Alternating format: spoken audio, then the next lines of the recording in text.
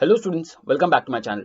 Residential status ये chapter की series चल रही है। ऑलरेडी इसके बेसिक्स हम लोग पहले वाले वीडियोस में कवर कर चुके हैं। अगर आपने वो वीडियोस नहीं देखे तो आपको आई बटन पे मिल जाएगा।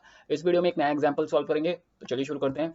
अब ये है हमारा एग्जांपल। वैसे रेसिडेंशियल स्टेटस इस चैप्टर में हमको ये बताना होता है कि जो इंडिविजुअल है वो रेसिडेंट है या non resident, using basic condition and additional condition. ठीक है, तो जल्दी देखते हैं इस क्वेश्चन में क्या बोला है। क्वेश्चन में बोला है mister Sunil who is an Indian citizen leaves India for the first time मतलब इसके पहले वो इंडिया में ही था, ऑन 5 मई को वो चला गया and comes back to India on 25 March 2020। 5 मई को गया और 25 मार्च को वापस आया। Determine his residential status for P Y previous year 1920 and A Y 2021। तो सबसे पहले आप लोग को पता है क्या करते हैं हम लोग हमेशा एक वर्किंग नोट बनाते हैं जिसमें हम लोग को नंबर ऑफ डेज कैलकुलेट करना पड़ता है, तभी पता चलेगा कि ये रेसिडेंट है या नॉन रेसिडेंट है, राइट। सो हमारा ये जो टाइमलाइन हम लोग बनाते थे कहाँ से स्टार्ट होता था। 1 अप्रैल, प्रीवियस ईयर क्या दिया 1920, तो हम लोग भी यहाँ पर क्या लिख देते थे 19 and 31 March 20। Okay, let's see कब वो इंडिया छोड़ के गया। फर्स्ट टाइम फॉर 5 मई, 5 मई मैं यहाँ पर कहीं लिख देता हूँ। 5 मई को वो इंडिया छोड़ के चला गया और डायरेक्टली कब आया पता है, डायरेक्टली आया मार्च में आया, डायरेक्टली मार्च में आया है। ठीक है, सो गया कभी था, लीव कभी किया था उसने 5 मई।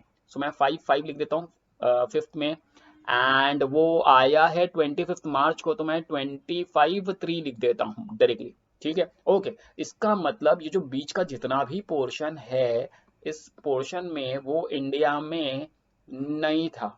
हमें वो डेटा चाहिए जब वो इंडिया में था, तो इंडिया में कितने दिन था वो हमें चाहिए। तो कैसे निकालेंगे, देखो अप्रैल में वो इंडिया में था, हाँ। क्या मई में इंडिया में था, हाँ। उसके बाद तो वो इंडिया में था ही नहीं, डायरेक्टली कभी आया, मार्च में। ठीक है, सो बस 1 2 3 3 महीने ही वो इंडिया में था। अब हमको डेज निकालना है। अप्रैल में कितने डेज होते हैं, 30 प्लस, देखो मई में होते तो 31 डेज है, बट वो 5 दिन तक ही इंडिया में था। 5 मई के बाद वो इंडिया छोड़ के चला गया, तो मई के कितने दिन आएंगे, 5, राइट। ओके, अब बारी आती है मार्च की। मार्च में हो रहा है कम्स।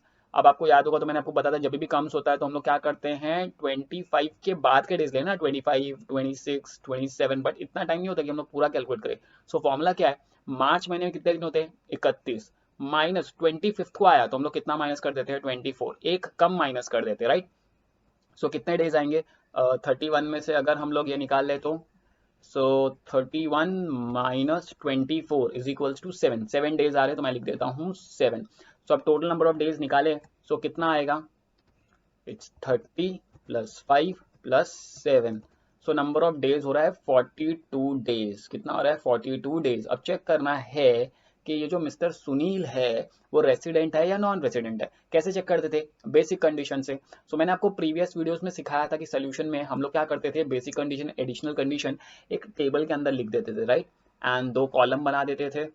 कॉलम के अंदर एक में लिख देते थे नंबर ऑफ डेज और दूसरे में लिखते थे सेटिस्फाइड और नॉट, राइट। जैसे यहाँ पर मैंने लिख दिया नंबर ऑफ डेज, इसके बाजू में लिख देंगे सेटिस्फाइड और नॉट, मैंने शॉर्ट में लिख दिया सेटिस्फाइड। ओके, अब करना क्या है, चेक करना है। देखो पहला कंडीशन, हमारे पास दो बेसिक कंडीशन है, राइट। और जो सेकंड वाला है ना उसके अंदर दो है, ए एंड बी। सो इसका मतलब ये दोनों कंडीशन सेटिस्फाई होना चाहिए। बट पहले फर्स्ट कंडीशन तो देखे, चेक करते हैं हमारे पास दो तरीके से हम लोग एक इंसान रेसिडेंट है या नहीं पता लगा सकते हैं। पहला कंडीशन क्या है, स्टे ऑफ 182 डेज और मोर।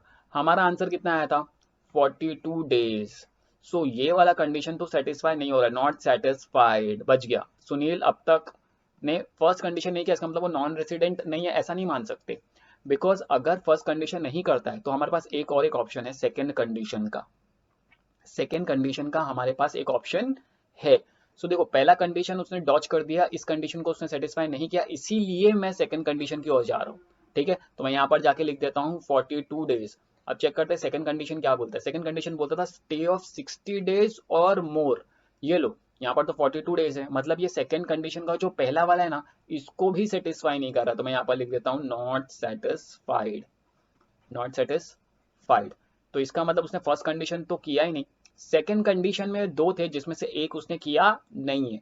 वैसे ये वाला कंडीशन चेक करने की जरूरत नहीं है, लेकिन फिर भी मैं प्रैक्टिस करवाने के लिए आपको चेक करवा के बता देता हूँ कि ये वाला कंडीशन वो सेटिस्फाई कर रहा है या नहीं।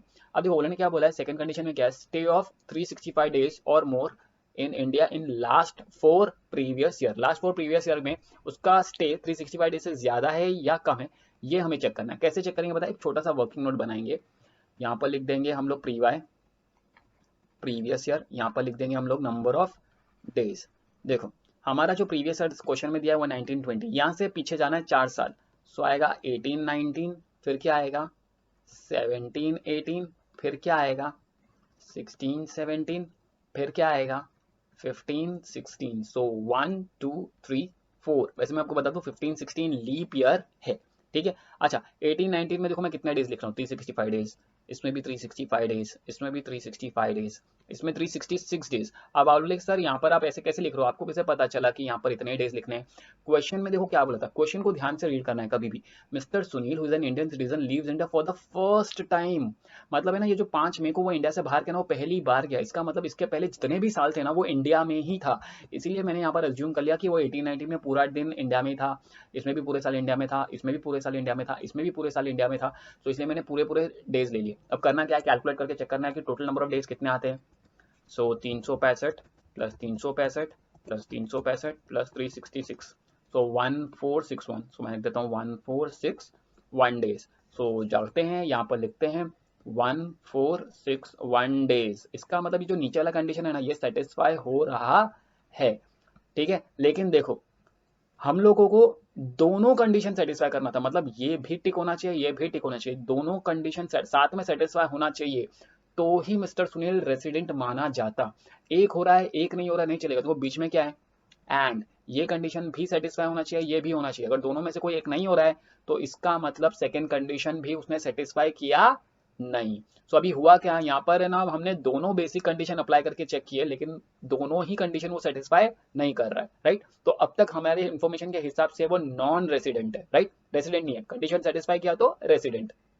क्या करना है, डायरेक्टली हम लोग क्या लिखेंगे, अभी हमारा एक्सप्लेनेशन, वो जो पिछली बार हमने बड़ा सा टेबल बनाया था वो सब करने की जरूरत नहीं है। इसका मतलब देखो मैंने आपको ये भी सिखाया था कि हर इंसान कानून की नजरों में या तो रेसिडेंट होता है या तो नॉन रेसिडेंट होता है, राइट। अब तक हमारे आंसर के हिसाब से नॉन रेसिडेंट आ रहा है। अब ये जो रेसिडेंट अगर होता ना तो फिर हम लोग क्या चेक करते हैं कि वो ऑर्डिनरली रेसिडेंट है या नॉट ऑर्डिनरली रेसिडेंट है, राइट। और वो कैसे पता चलता है, किसकी मदद से, एडिशनल कंडीशन से।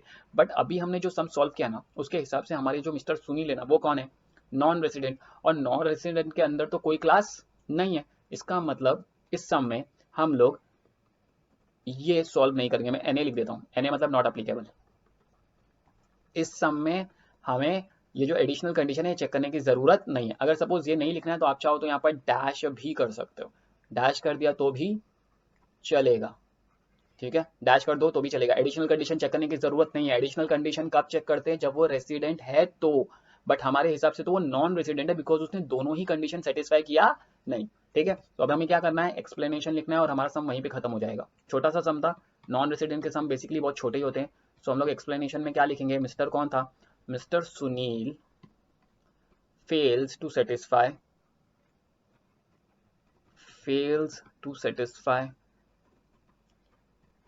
both the basic condition, जब मैं both the basic condition बोल रहा हूँ ना, both the basic condition, इसका मतलब मैं ये 1 और ये 2 बोल रहा हूँ, ठीक है। ये दो नहीं, ये दोनों कंडीशन उसने सेटिस्फाई किया नहीं, ये वाला कर रहा था 2B का किया, बट इसमें 2A 2B दोनों साथ में होना चाहिए तो ही वो रेसिडेंट माना जाता है, ठीक है। Okay, so Mr. Sunil fails to satisfy both the basic condition, so he is a non-resident, so he is a non-resident, full stop। उसके बाद हम लोग एक सेंटेंस लिखेंगे जिसके अंदर हम लोग लिखेंगे mister Sunil is an non-resident for PY 1920 and AY 2021। ये डेटा मुझे कहाँ से मिला, ये मुझे क्वेश्चन में दिया था, PY 1920 एंड AY 2021। PY मतलब मैंने आपको बताया था प्रीवियस ईयर वो साल होती है जिस साल हम लोग इनकम कमाते हैं, and AY is assessment year जिस साल हम लोग टैक्स भरते हैं, ठीक है। तो ये होगा हमारा सेंटेंस, ठीक है। सो बेसिकली सिंपल सम था। एक सम हमें इसके पहले जो किया था वो रेसिडेंट का था, एक सम अभी हमने किया वो नॉन रेसिडेंट का है। जैसे ही हम लोग नेक्स्ट वीडियो में जाएंगे तो नेक्स्ट वीडियो में मैं आपको बेसिस ऑफ चार्ज, एक नया पार्ट है इसी चैप्टर के अंदर, तो वो सिखाऊंगा। तो इस वीडियो में इतना ही। अगर आपको ये वीडियो पसंद आया तो आपको पता है क्या करना है, लाइक करो, सब्सक्राइब करो, शेयर करो।